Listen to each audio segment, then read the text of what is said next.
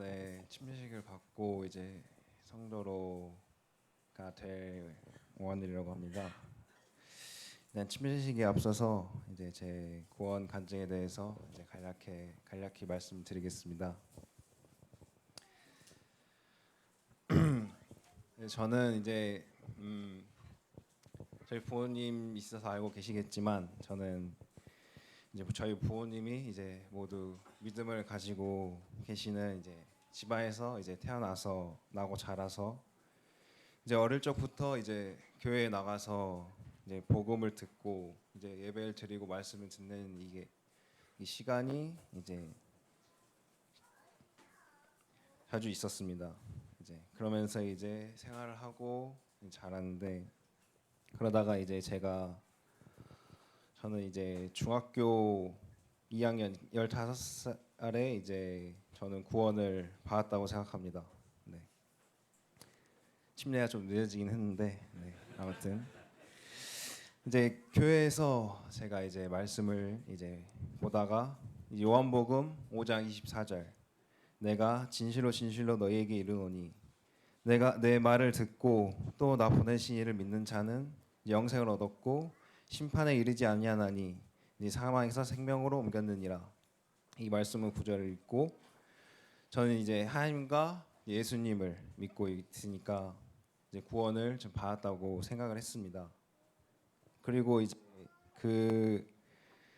그때 그해 이제 목포교회에서 이제 구원 상담을 하게 됐었는데 그래서 저는 이제 장로 형제님들께 제 믿는 바를 다 열심히 설명을 해 드렸습니다. 근데 저는 제가 그때 계속 자라오면서 계속 복음을 듣고 이제 계속 그 뭐라 하지? 캠프도 가고 여러 이제 활동을 하면서 제가 복음을 이제 전부 알고 있다고 생각을 했었는데 하지만 이제 상담을 받다 보니 이 생각이 얼마나 교만한 생각인지 이제 알게 되었습니다. 제가 그때 상담 받을 때 장로 형제님들께 그 뭐라지? 그 장로 형제님들의 질문에 제가 제대로 답변을 하지 못했습니다. 네, 엄청 일부만 알고 있었고 그래서 제가 이제 그 구원 상담이 끝나고 이제 장로 형제님들께서 이제 좀 더 지켜보시조자 이제 그런 결정이 나서 이제 또 계속 생활을 하게 됐는데 그러면서 이제 내가 제 믿음이 좀 더 흔들린 적도 있고 좀 그런 힘든 시간이 있었지만 그래도 이제 마음을 다잡고 이제 복음 집회도 가고 다양한 성도님들과 교제를 나누고 이제 말씀도 묵상하면서 이게 제 믿음을 나가면서 이제 무엇이 부족한 부분이 있는지 또 알게 되고 이제 되었습니다. 그래서 이제 복음에 대해 부족한 부분을 알게 되고 제 믿음을 점검해 나가면서 더 이상은 이제 믿음에 흔들리지 않고 이제 점차 확신을 갖게 되었습니다. 제가 이제 주님을 믿기 전에는 이제 반역의 죄를 지은 죄인이라는 것을 이제 알고 또 주인을 믿은 후 이제 제 인생의 주인이 이제 제가 아니라 이제 하나님으로 주님으로 바뀌고 그 다음에 창조 성리에 맞게 회복되고 또 주님의 영광을 위해 이제 살아야 된다는 것을 이제 알게 되었습니다.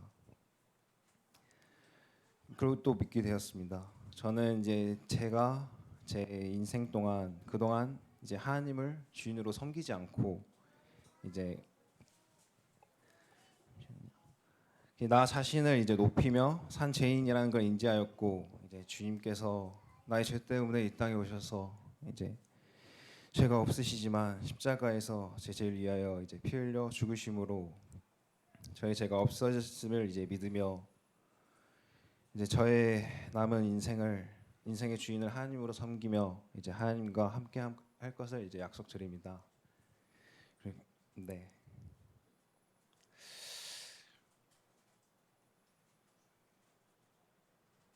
네, 일단은 간략히 설명해 드렸는데 제가 여기 나와서 이제 말을 하는 게 조금 익숙치 않아서 제가 말을 제대로 답변을 못 해드렸는데 나중에 저한테 개인적으로 오시면은 자 아주 이제 자세히 이제 알려드리도록 하겠습니다. 네, 이렇게 이만 마치겠습니다.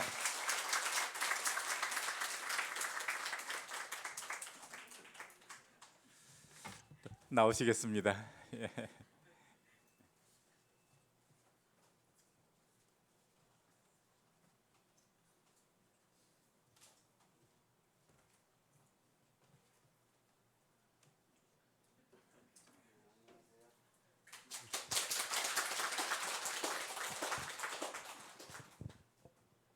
제가 이 자리에 서기가 참 우리 젊은 우리 형제 자매님들한테 좀 부끄럽습니다. 좀 일찍 좀 이렇게 서가지고 이 간증을 했어야 되는데 지금에서 하게 돼서 참 부끄럽어요.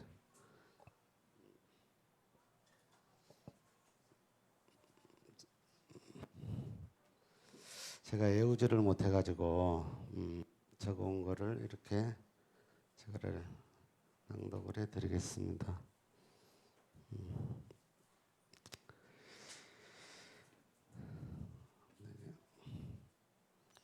잘 안 보여요. 눈이 어두워가지고. 저는 다 아시다시피 저 이효숙 자매 신랑 되고 또 오규석이 오지의 아빠 되는 오세용입니다. 반갑습니다.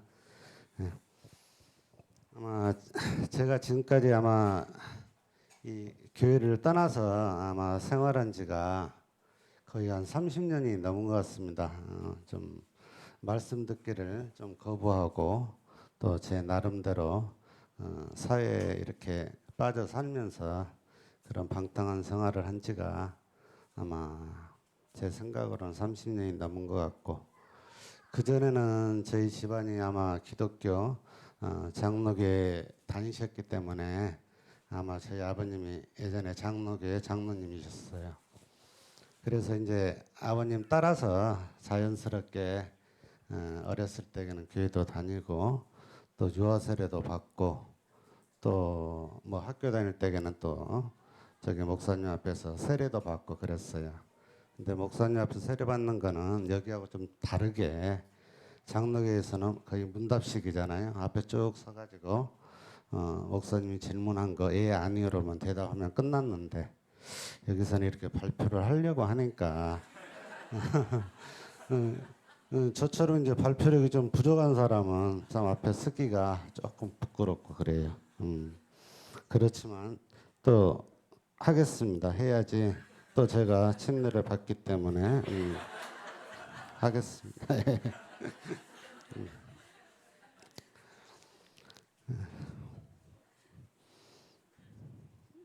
제가 저기 적은 거를 간단하게 이렇게 낭독을 해드리겠습니다.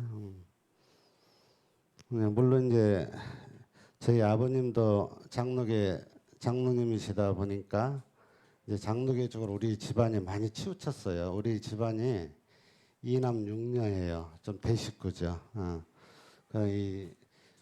이 모임으로 한 세 가정이 모임을 다니고 저희 아버님을 비롯해서 아버님은 영광 모임에 있고 또 이제 내 동생들은 이천 모임에 그렇게 있고 나머지 이제 누나나 또 다른 분들은 장로교에 지금 계속 다니시고 계시고 그 와중에 나만 안 다녔어요 지금까지. 내가 많이 혼돈하고 그랬는데 또 이렇게 또 다니게 돼서 우리 아버님이 아마 엄청 기뻐하실 겁니다.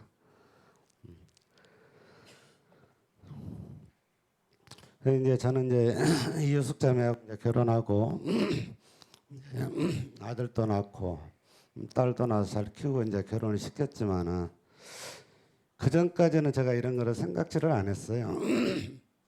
근데 애들을 결혼시키고 나서 이제 사위도 있고 또 며느리도 있고 그런데 내가 이게 주관이 돼서 내가 교회를 열심히 다녀서 애들한테 전도도 하고 해야 되는데 이 아버지라는 사람은 교회 가기를 엄청 싫어하고 집안에서만 이렇게 방통생활을 하고 있다 보니까 자녀들하고 며느리나 사위들한테 교회 가라고 내가 늘 말은 해요. 가서 하나님 말씀 듣고 구원받고 교회 열심히 다녀라. 근데 진정 나는 그러지를 못했거든요. 그렇게 한 나 자신이 참 부끄럽더라고요. 그래서 이러면 안 되겠다. 내가 교회를 가서 열심히 생활을 하고 내가 하나님을 열심히 믿고 그래야 우리 가정이 똑바로 설 것 같다. 이런 생각을 했습니다. 그러던 중 어느 날 제가 가게에 있으면은 이제 손님들하고 막 접대하고 이제 마주치고 얘기하면서도 시간이 많이 남잖아요. 그래서 우연히 이제 우리 가게는 항상 성경책이 옆에 있어요. 우리 집사람이 늘 책을 많이 갖다 놔요. 그래가지고 성경책도 있고 전도지도 있고 늘 옆에 있어요. 그래 그거를 이제 한번 성경책을 한 반으로 쭉 갈라봤어요. 갈랐더니 전도서가 나오더라고요. 전도서. 그래서 이게 뭔 말이죠? 그래서 전도서는 천 말이 모든 게 헛되도다 그렇게 기록이 되어 있어요. 그래서 이상하다 이거 자세히 한번 쭉 다 읽어봤죠. 어떻게 보면은 아마 내가 살아온 삶의 또 일부분을 또 얘기한 것도 같더라고요. 쭉 보다가 세상살이가 꼭 돈으로만 되는 것도 아니고 꼭 이렇게 하나님을 멀리하고 이렇게 살아서 되겠나 이런 생각이 들었습니다. 그래서 교회를 가야 되겠다. 이번에는 제가 자진해서 왔어요. 교회를. 그 전에는 저희 이효숙 자매한테 제가 끌려서 왔어요. 여기를. 그러니까 끌려서 왔을 때에는 모든 자리가 고맙습니다. 모든 자리가 엄청 불편했어요. 근데 지금은 내가 자진해서 나왔기 때문에 그렇게 해서 뭐 불편한 점도 없고 오히려 또 처음에 나올 때에는 지난번에도 내가 이 교회를 나왔는데 이번에 또 나와가지고 이게 또 어떻게 사람들이 나를 보는 시선들이 너무나 따가울 것 같았어요. 지난번에 나갔다가 한 몇 개월 다니다가 안 나왔는데 아마 저 사람 또 나오면 또 몇 개월이지. 이런 생각이 들 것 같아서 창피해가지고 저쪽 뒤에 가만히 있었는데 의외로 참 따뜻하게 이렇게 맞이해 주셔가지고 제 마음이 엄청 깊었었습니다. 그 당시에 너무나 고맙고 감사하다고 말씀드립니다. 이제 저희도 이제 집사람이 그래요. 제가 자꾸 이제 나가기를 꺼려 하니까 교회를 나갈 때에는 사람을 보지 말고 교회도 보지 말고 하나님만 바라보고 하나님만 의지하고 그렇게 해서 나가봐라. 그러면 되지 않겠나 그렇게 말씀을 하더라고요. 그래서 하나의 좋은 방법이다 해서 나왔습니다. 나와서 이렇게 내가 이 자리까지 서가지고 이 구원 간증문을 낭독을 하라고 하니까 참 마음이 참 기쁩니다. 이제는 이제 가게에서도 이제 그동안에 읽어보지도 않던 이 책들도 성경책도 내가 쭉 요즘 계속 읽어봐요. 왜냐 내가 알아야 뭐 여기 나와서 저기 발표도 하고 기도도 하고 그러지. 내가 알지도 못하면서 말씀을 내가 알아야 저거는 뭐를 할 거 아닙니까? 근데 그래서 공부를 엄청 열심히 하고 있습니다. 아마 지금은 서투지만 나중에는 많은 하나님 말씀을 알 수 있을 거라 믿습니다. 그래서 제가 이제 말씀을 통해서 요한복음 3장 16절도 우리가 어렸을 때는 교회에서 그냥 노래로 따라 부르기만 했지 이 말씀의 뜻을 몰랐어요. 우리는. 그래서 그것도 지금에서 이제는 내가 말씀을 하나하나 좀 새겨가면서 이 뜻이 무슨 뜻이지? 무슨 뜻이 모르면은 네이버 들어가서 찾아보고 또 읽어보고 찾아보고 읽어보고 이런 식으로 그렇게 해서 이제 뜻을 알아가니까 참 재밌더라고요. 이게 또 성경책이 꼭 무슨 어떻게 보면은 소설 같기도 하고 엄청 제가 그래서 요즘에는 재미로 많이 봅니다. 이제 3장 16절에 보면은 하나님이 세상을 사랑하고 저 같은 죄인을 사랑하셔서 독생자 예수님을 보내주시고 또 십자가에 못 박혀 흘리신 보혈의 피로 저희 죄를 다 씻어주시고 이를 믿는 자는 멸망치 않고 영생을 주셨다는 말씀이 잘 생각해 보면 어느 누구나 하나님은 차별을 하지 않고 다 하나님의 자녀로 받아주시니 얼마나 감사한지 이제서 깨닫게 됩니다. 또한 요한복음 아까도 말씀하셨듯이 요한복음 5장 24절에는 하나님이 진실로 우리에게 말씀하시길 하나님의 말씀을 듣고 하나님 보내신 이를 믿는 자는 영생을 얻었고 심판에 이르지 아니하나니 사망에서 생명으로 옮겨 주셨다고 하셨습니다. 참으로 감사한 말씀입니다. 또한 로마서에는 율법으로는 모든 사람이 죄를 범하였다고 하시고 율법으로는 하나님 앞에서 제사함을 받지 못하지만 이것 또한 우리 주 예수님이 우리 죄를 다 대신해서 세상 죄를 다 짊어지시고 십자가에 죽이심을 당하시고 사흘 만에 부활하신 것을 믿음으로 말미암아 저희 죄를 다 씻어 주셨다는 사실을 믿게 됩니다. 예수님께서 죽으심으로 우리가 죄에서 벗어날 수가 있고 부활하심으로 새 생명을 얻게 됨을 말씀을 통해 알게 됩니다. 또한 로마서 10장 9절에 보면은 예수님을 주님이라고 입으로 고백하고 하나님께서 그를 죽은 자 가운데서 살리신 것을 마음으로 믿으면은 구원을 받는다고 이렇게 적혀 있습니다. 저는 예수님을 주님으로 믿고 따르며 고백하고 죽은 자 가운데서 살리신 것을 제 마음속에 깊이 믿습니다. 저 같은 사람을 아직까지도 벌하지 않으시고 하나님의 자녀로 삼아주시고 그래서 너무나 기쁘고 감사 기도를 드립니다. 또한 저를 하나님 품으로 여기까지 인도해 주신 묵동교회 형제 자매님들 너무 고맙고 감사하다는 말씀 드립니다. 감사합니다.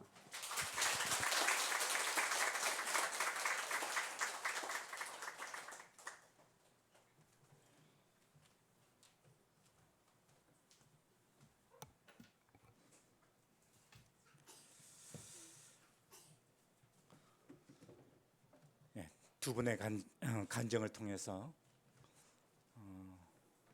예수 그리스도께서 우리를 위해서 행해 주신 그 일에 대한 감사를 듣게 됐습니다. 이게 쉬운 일 같지만은 사실은 쉬운 일이 아니라는 생각을 해요. 주변에 얼마나 많은 사람들이 이 예배당 앞을 지나가고 있습니까? 그분들 가운데 과연 얼마나 몇 프로 정도가 예수님에 대한 사실을 마음 가운데 받아들이고 고백할 수 있을까 하는 생각을 하게 될 때 단순한 고백 같지만은 이 고백은 너무나 놀라운 고백이다. 그리고 너무나 놀라운 축복이다 하는 생각을 갖습니다. 남은 시간 동안 함께 침례와 연관해서 또 오늘 침례 받게 될 두 분뿐만이 아니라 침례를 받은 우리 모두를 위해서 함께 그 말씀을 상고해보는 시간을 갖도록 하겠습니다. 먼저 고린도전서 10장 1절로 5절을 찾겠습니다.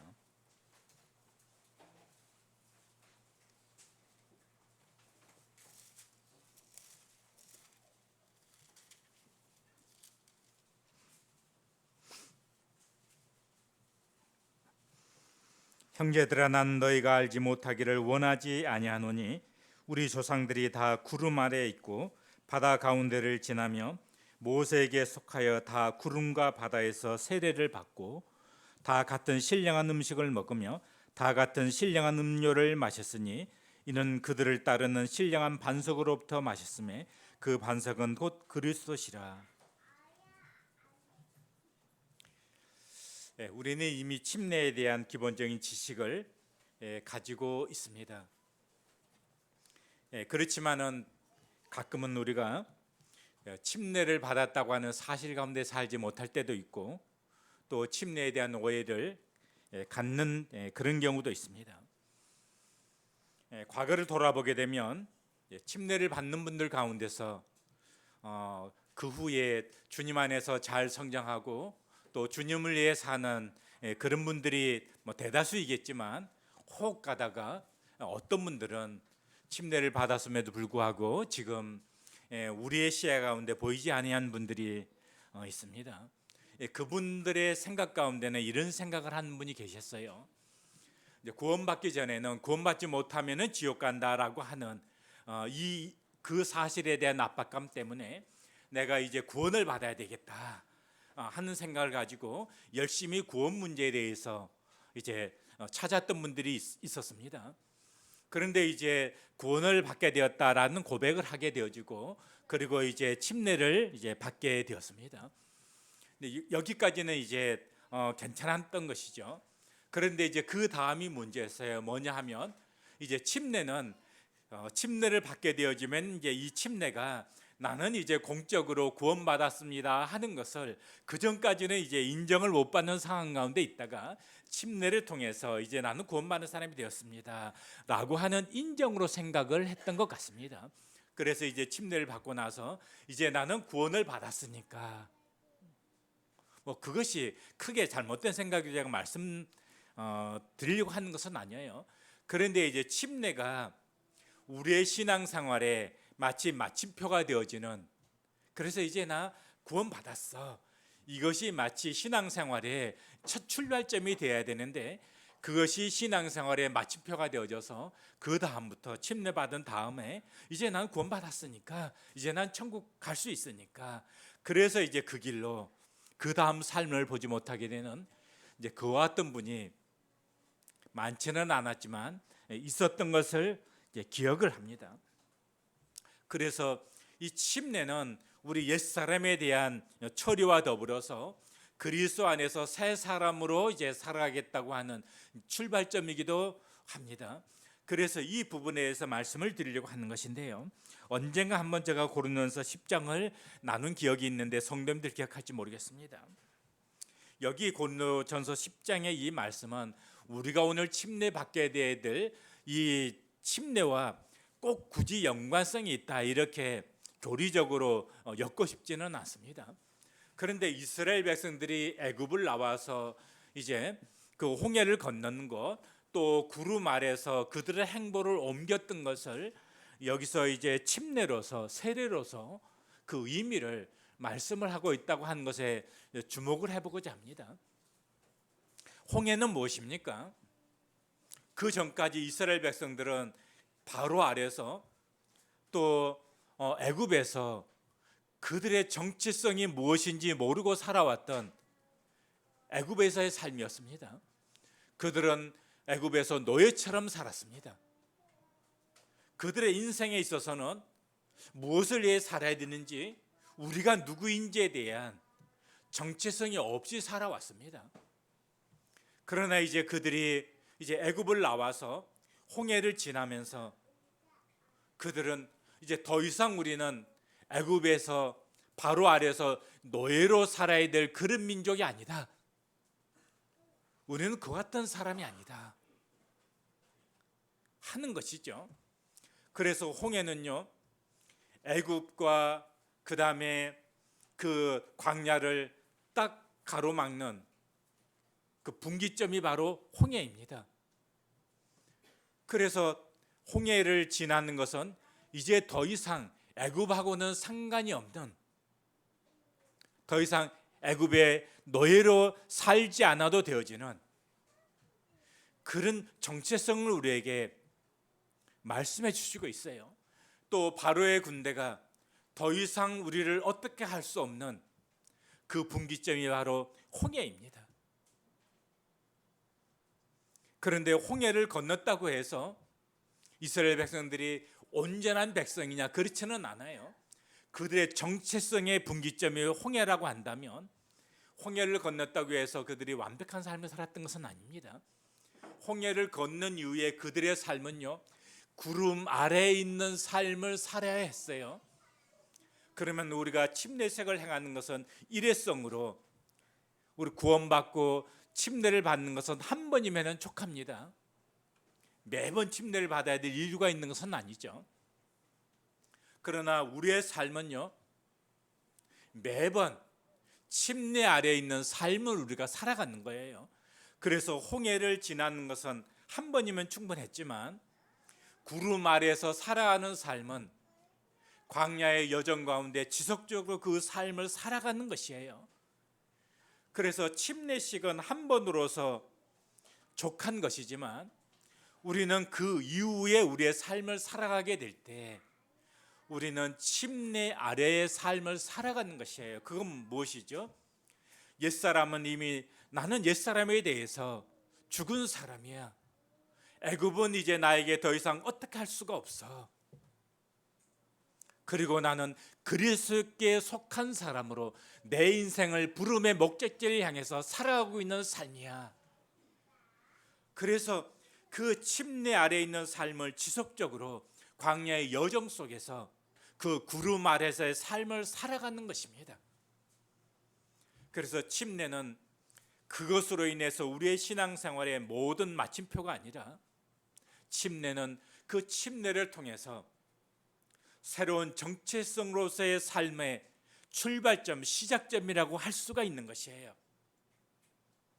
오늘 침례받은 두 분은 침례식을 통해서 예전에 나에 대해서는 처리가 되어졌다라고 하는, 그리고 이제 나는 예전에 내가 아니라 그리스도께 속한 나로서의 삶을 시작해 가는 것입니다.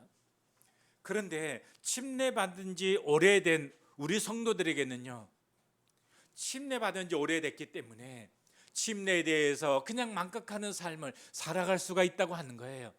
오늘 침례식은요, 침례를 받게 될 두 분만을 위한 것이 아니에요. 이미 침례를 받은 우리들에게 있어서 우리가 누구인가? 나는 지금 침례 아래에서 살아가고 있는가 하는 것을 돌아보는 계기가 될 수 있다고 하는 거예요. 왜냐하면 홍해는 한 번이지만 구름 아래에서 우리의 삶의 여정을 살아가는 그 삶은 지속적인 삶이기 때문에 그렇습니다. 자, 그럼 이제 마태복음을 찾아보겠습니다.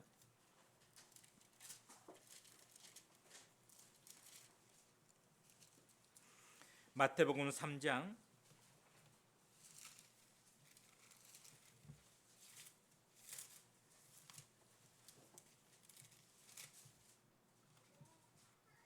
13절 이하를 보시게 되면 예수님의 침례받은 것 같은 내용이 나옵니다. 잊지 않겠습니다. 그 예수님께서 침례를 받으시고 이제 물에서 올라오실 때 하늘이 열리면서 성령이 임하는 장면이 나오고 하늘로서 소리가 있게 되어지는데, 17절에 보시게 되면 하늘로서 소리가 있게 되어지는데 어떤 소리였었냐? 이는 내 사랑하는 아들이요 내 기뻐하는 자다. 예수님의 생애는요, 침례 전후로 구분할 수가 있어요.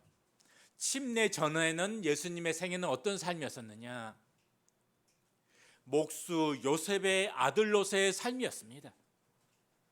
그럼 침례 이후에 예수님의 삶은 어떤 삶이었었느냐? 목수 요셉의 아들로서의 삶이 아니고 이제는 하나님의 아들로서의 삶이에요. 우리는 그 삶을 일컬어서 공생애다 이렇게 말하고 있습니다. 그래서 침례를 받고 물에서 올라오실 때 하늘로서 소리가 있었는데 이는 내 사랑하는 아들이요 내 기뻐하는 자다. 우리의 침례받은 우리의 정체성이 무엇이죠? 나는 하나님의 아들이다. 나는 그리스도에게 속한 사람이다. 이것이 침례를 통한 그리스도인의 정체성이에요. 예전에 나는 누구누구의 아들이었다면 이제 나의 삶은 하나님의 아들로서의 삶입니다. 그런데 여기 앞에 딱 하나 붙어 있는 것이 있습니다. 그냥 아들이 아니고 이는 내 사랑하는 아들이에요.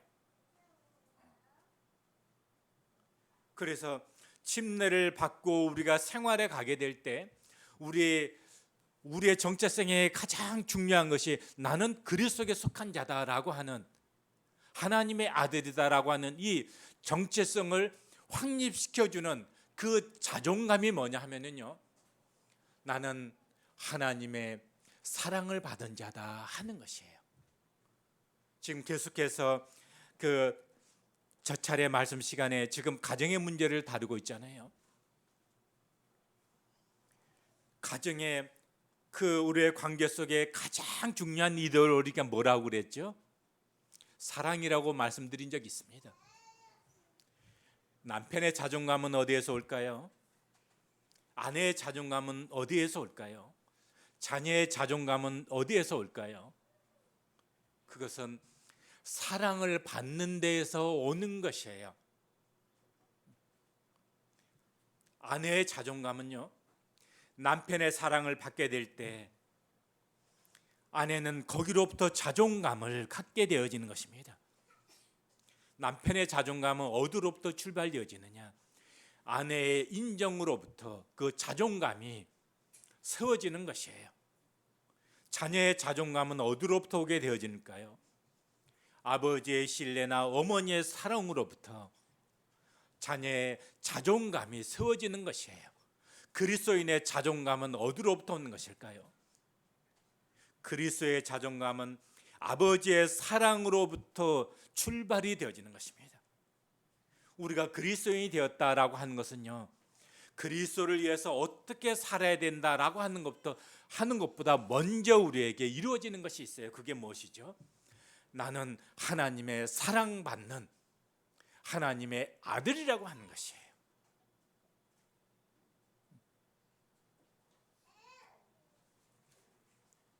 아가서 말씀이 생각나서 같이 찾아보겠습니다.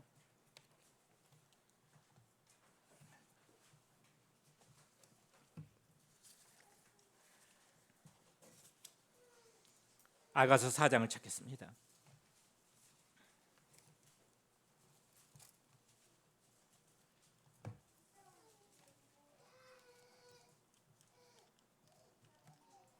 아가서 4장 7절입니다. 나의 사랑 너는 어여쁘고 아무 흠이 없구나. 여기 아가서는 그리스도와 그의 신부된 교회와의 관계를 말씀하고 있고, 또 개인적으로는 그리스도와 그의 사랑하는 자 된 성도들의 관계를 말씀하고 있는 것이 아가서입니다. 그런데 여기 솔로몬과 술람미 여인의 사랑의 고백을 통해서 그것을 우리에게 보여주시고 있는 것이 아가서예요. 그런데 술람미 여인은요, 사실은요, 양치고 일하는 소녀였었기 때문에 그의 피부는 검게 그슬러서 깨재재하고 별로 볼품이 없었어요. 그런데 솔로몬에게 있어서 그 여인은 사랑하는 여인이었기 때문에 솔로몬의 눈에는요, 어떻게 보여졌을까요? 아가서 4장 7절요. 나의 사랑 너는 어여쁘고 아무 흠이 없구나. 제가 늘 강조하는 것이 있죠. 이 세상에서 제일 흠이 없는 사람이 누구라고 제가 말씀드렸죠? 우리 유명한 행제님, 묵동교에서 제일 흠이 없는 자매는 누구예요? 대답 잘 하셔야 됩니다. 그 후폭 부분 제가 감당 못합니다. 누굽니까? 아, 예. 예, 아주 지혜롭습니다. 예. 묵동교회에서 우리 남편들에게 있어서 누가 가장 흠이 없는 자매인가? 내가 사랑하는 자매가 가장 흠이 없는 자매예요. 이 세상에서 가장 흠이 없는 교회는 어떤 교회일까요? 예. 우리 저 목포에서 올라온 행제님에게는 안 물어보겠습니다. 예. 이 세상에서 가장 흠이 없는 교회는요, 내가 사랑하는 교회가 가장 흠이 없는 교회예요. 자녀 키우는 부모 보세요. 내 자식보다 훨씬 똑똑하게 생겼고 예쁘게 생겼지만 누가 가장 흠이 없어요? 내 자식이잖아요. 내 자녀잖아요. 그런 것이에요. 사랑은 그런 것입니다. 하나님께서 우리를 사랑하시기 때문에 하나님은 우리에 대해서 그렇게 보시는 거예요. 우리가 성도를 보는 시각하고 하나님이 나를 보시고 교회를 보는 시각이 다르다고 하는 거예요. 왜 다르죠? 자기의 독생자를 주시고 얻은 우리이기 때문에. 그래서 예배 시간에 어떤 행자님이 에베소서 1장을 이야기를 했어요. 조금 후에 찾아보시겠습니다. 자, 아가서 1장 한번 보시겠습니다. 1장 5절 보시겠습니다. 예루살렘 딸들아, 내가 비록 거무나 아름다우니 게다라의 장막 같을지라도 솔로몬의 휘장과도 같구나. 내가 햇빛에 찌어서 거스름 할지라도 흘겨보지 말 것은. 여기요, 술람미 여인이 자기 자신에 대해서 지금 고백하고 있는 거예요. 그는요, 정말 햇빛에 그슬러서 정말 볼품이 없어요. 게다라 장막과 같습니다. 게다라 장막은요, 그냥 그 우중충한 그냥 그 가죽으로 만들어진, 보면은 정말 볼품이 없는 그런 것이에요. 솔로몬의 시장은 얼마나 아름답고 화려합니까? 근데 자기의 자존감이 엄청 높아져 있죠. 지금 이 술람미 여인이. 그 전에는요, 자존감이 이렇게 높아지는 게 아니에요. 정말 나는 볼품 없는 여자고 천대받는 여자고 가진 것도 없고 사랑받지도 못하고 그런 여인이었었잖아요. 저 시골에 촌뜨기 여인이었었잖아요. 그런데 사랑을 받게 됨으로 인해서 그 자존감이 이런 것입니다. 예루살렘 딸들아, 내가 비록 거무나 아름답다. 자기 자신을 아름답다고 표현하고 있는 것이에요. 구원받은 우리의 삶이 그런 것입니다. 세상 사람들은 나를 볼 때 거무틱틱하고 볼품이 없는, 정말 그 사람 볼품 없는 사람으로 볼지 모르겠지만 우리는 그런 게 아니에요. 누구죠 우리가?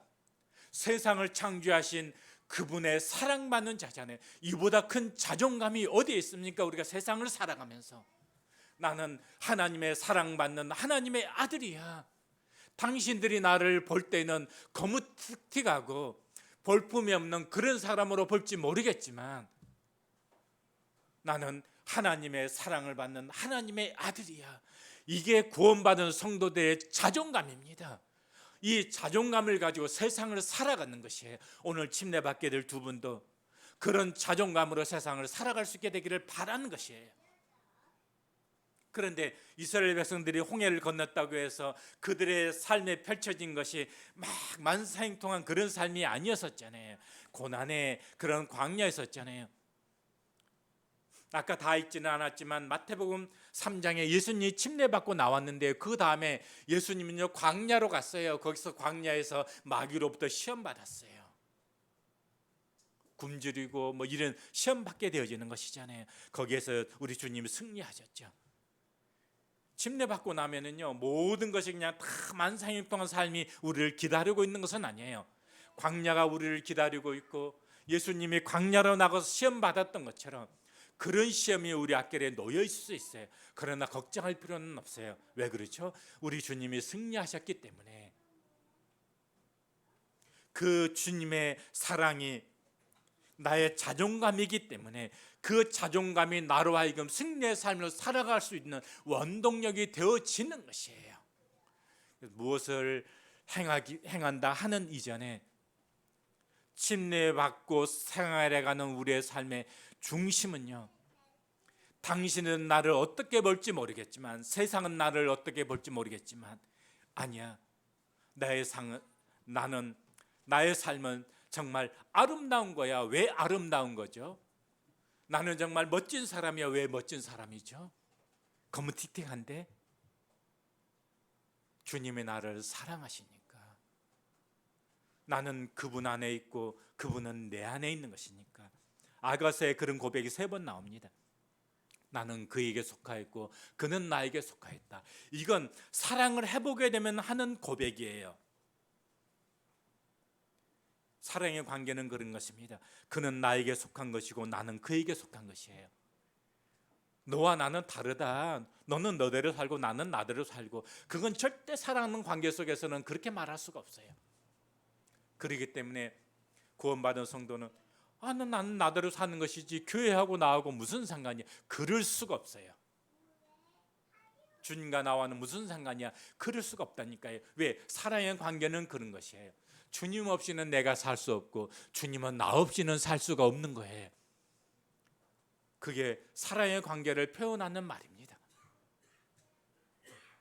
아가서에는 그런 고백이 3번 나옵니다. 그래서 나는 주님 안에 속한 사람이다. 그리고 주님은 내게 속한 분이세요. 그러니까 내 안에 주님이 계시죠. 주님 안에 내가 있는 거죠. 연인이 데이트하면서 눈을 동그랗게 바라보니까 아니 왜 그렇게 바라봐? 그 한쪽에서 야 내가 놀라운 거 발견했어.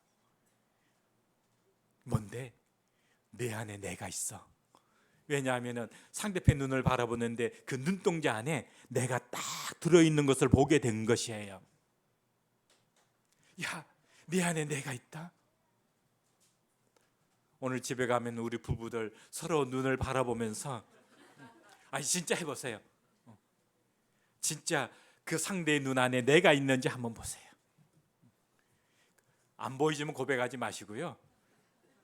보여지면 혹이 눈으로 안 보여지면은요 영적인 눈으로 보시고 고백하세요. 야, 내 안에 내가 있어. 나 그걸 봤어. 그 고백 진짜 한번 해보세요. 우리 주님 안에 내가 있고 내 안에 주님이 계신 것입니다. 그 고백 가운데 살아갈 수 있게 되기를 바랍니다. 다른 거 좀 말씀드릴 부분들이 있지만 여기에서 마치도록 하겠습니다. 우리 그 어린이 주일 학생들도 본래는 따로 나누어서